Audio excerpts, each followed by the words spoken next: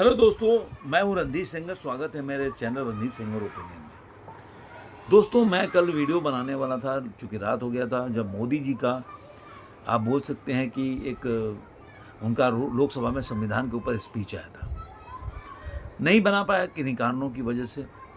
उसके बाद आज जो है योगी आदित्यनाथ ने संभल के ऊपर या बोल सकते हैं संविधान के ऊपर एक तरह से जो अपने उत्तर प्रदेश के विधानसभा में उन्होंने भाषण दिया उसके ऊपर दोनों पे हम चर्चा करेंगे। और तीसरी जो प्रियंका गांधी ने और राहुल गांधी ने जिस तरह से भाषण दिया या उनका स्पीच रहा संविधान के ऊपर, तो वो कितना परिपक्वता बताता है, ये देखने वाली बात है। तो हम सारी बातों पे इस पे चर्चा करेंगे। सबसे पहले ओवरऑल एक बात बता दूं आपको, आप इन चारों वीडियो को देखिए। नरेंद्र मोदी का स्पीच है, योगी आदित्यनाथ का स्पीच है और प्रियंका गांधी का और राहुल गांधी का। आपने तीनों को तो देख चुका है। प्रियंका गांधी पहली बार, ये पहला स्पीच था, उन्होंने जो बोलते हैं कि ओपनिंग किया संविधान संविधान के ऊपर बहस पे।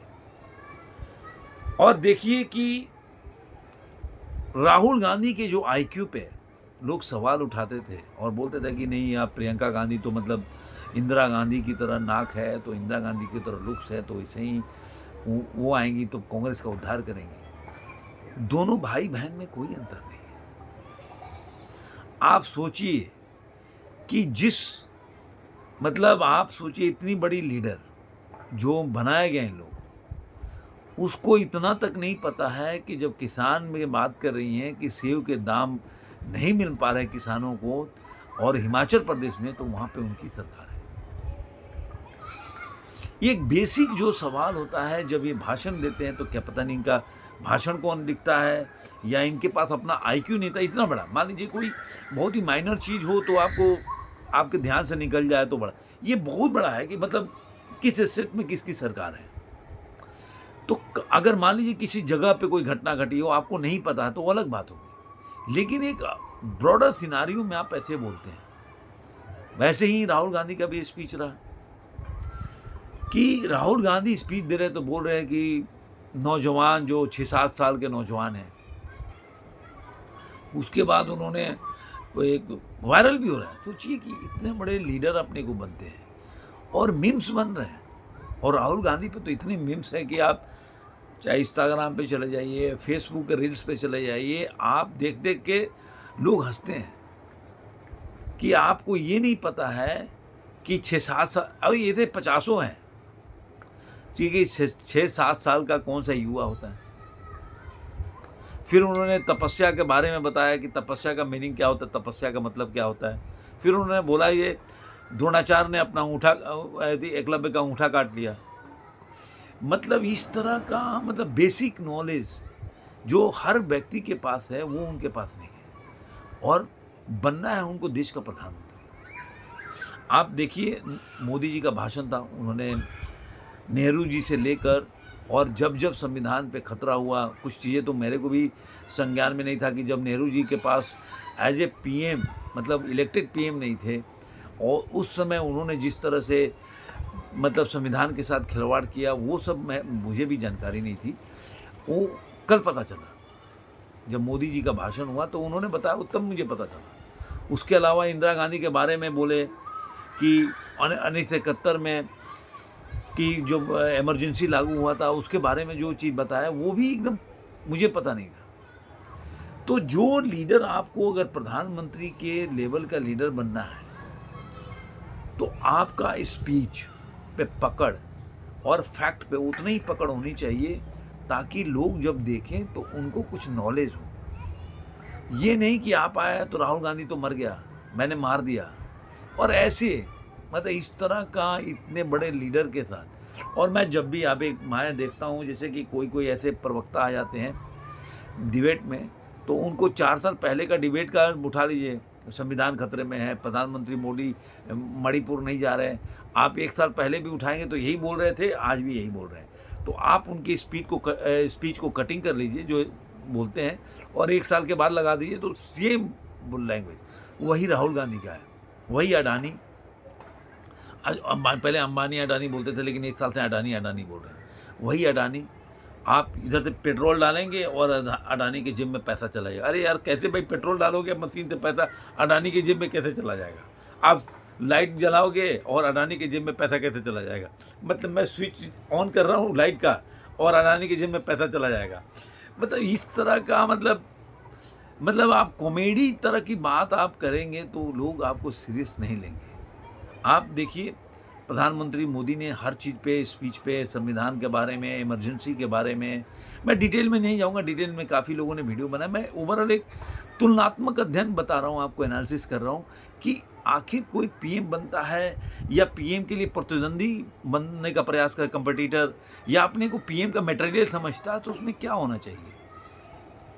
होता है, 1-2 बार गलती हो गई, राहुल गांधी का उठाएँगे तो आपको मतलब मैं कहूँ सैकड़ों ऐसे मीम्स मिल जाएँगे जो उल-जुलूल बातें वो करते रहें।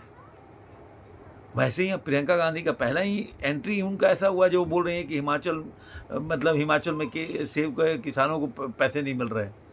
उनको पता ही नहीं है कि मतलब उन हिमाचल में उनकी सरकार है, उसके ज़िम्मेदार वो खुद हैं। तो इस तरीके से इनका जो है, ये आज तक परिपक्वता नहीं आई कि ये लोग सोच नहीं पाते कि आप अगर इतना बड़ा प्लेटफॉर्म आपको दिया है, भगवान ने आपको दे दिया, इस जगह पे पहुंचा दिया, इतने बड़े फैमिली पैदा किया कि आप लोग को स्ट्रगल नहीं करना पड़ा इस जगह पे पहुंचने के लिए। नहीं तो जिस जगह पे ये लोग खड़े हैं, आज देखिए, जो पहली बार कोई एमपी जीतता है तो उसकी पोजीशन क्या होती है आप देखिए, आप नाम भी नहीं जानते होंगे। 543 से अगर कोई 543 में कितने ऐसे एमपी होंगे तो दूसरी बार जीते होंगे, कई पहली बार जीते होंगे। आप जाएंगे तो उनका नाम भी कोई जानता भी नहीं होगा। लेकिन ये लोग सोचिए कि पहली बार जीती और पूरे इंडिया में जानते हैं, तो ये क्या है? ये आपको भगवान ने एक ऐसे फैमिली में पैदा किया कि आप लोग राजा बन के ही चांदी का चम्मच लेके आते हो, जिसकी वजह से जो आदमी 20-20 साल स्ट्रगल करने के उस जगह पे नहीं पहुंच पाता, आप लोग बिना चुनाव लड़े और भी पहुंच जाते हो, और चुनाव लड़के तो पहुंच ही रहे हो। उसके बावजूद भी आप मेहनत नहीं करते हो अपने स्पीच पे, अभी आपने देखा कि फिलिस्तीन का आप बैग लेके घूम रहे हो। तो फिलिस्तीन का बैग लेके घूम रहे हैं, आपको फिलिस्तीन की आज़ादी चाहिए, लेकिन वहीं पे आप बांग्लादेश के लिए बैग लेके नहीं घूम रहे हो। फिलिस्तीन के जो बोल सकते हैं या तो आप मानते हो कि जो मुस्लिम वोटर हैं वो हमें फिलिस्तीन के नाम पे वोट देंगे, लेकिन जो हिंदू रहते हैं बांग्लादेश में वो आपको वोट नहीं देंगे, वो आपके लिए प्रेफरेंस नहीं है। तो ये जो चीज़ें हैं, इनकी परिपक्वता बताती है कि आप चाहे कितने भी बड़े आप पद पे चले जाएं, अगर आपका आईक्यू लेवल नहीं है तो आप कुछ नहीं कर सकते। अब आइए योगी आदित्यनाथ का स्पीच देखिए। मैंने देखा जब वो आंकड़ा दे रहे थे कि संभल में कितनी बार राइट्स हुआ है, तब उन्होंने वो पढ़ के सुनाया। बाकी पूरा स्पीच वो बिना देखे, बिना पढ़े और बिना फंबल लिए बोले, बिना ऐसा कोई भी फैक्ट उन्होंने ऐसा नहीं बोला जो फैक्ट गलत हो, कि जिस पे वो भाषण कर रहे हो, ये स्पीच दे रहे हो असेंबली के अंदर और उन्होंने गलत तथ्य दिया हो।